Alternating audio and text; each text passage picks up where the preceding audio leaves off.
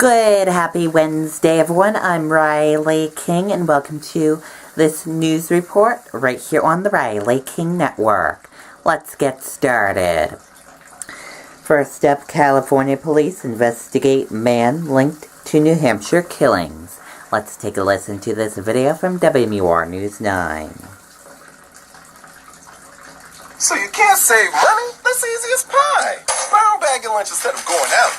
$6 save times 5 days a week times 10 years is $21,000. That's a lot of lettuce. Small changes today, big bucks tomorrow. Feedthepig.org.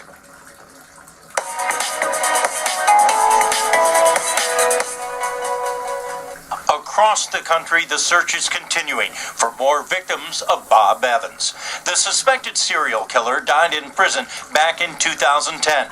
Now police in Anaheim, California are asking people to see if they remember anything about his time there. Lived in Anaheim in the 1984-1985 time range, that he was living with a young girl who's now been identified as Dawn Bowden. Dawn, who Evans called Lisa, was determined through DNA testing to be Denise Bowden's daughter. Back in 1981, Evans was living with Denise and Lisa in Manchester.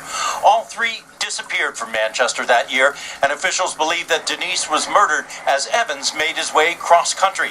But Evans kept the little girl with him. Anaheim police say that Evans would follow a pattern, passing himself off as a single father needing help and endearing himself to a woman, usually a single mother. They started a relationship. Ultimately, he would then molest the children, ultimately murder the children and the adult. Last month, New Hampshire authorities identified Evans as the man who murdered this woman and 3 young girls. Their bodies were found in barrels near Bear Brook State Park. The first discovery came in 1985, the second 15 years later. Using DNA, the middle girl would be identified as Evans' daughter. The other 3 were all related, but the exact nature of that relationship is still a mystery. Officials also say that Evans went by many names. In Anaheim, he was known as Curtis Mayo Kimball, and police there suspect he may have committed more murders in the city. And they, like officials in New Hampshire, say this remains an important case. Not receiving a prosecution, because that's out of the question here, but being able to identify victims and bring closure to families.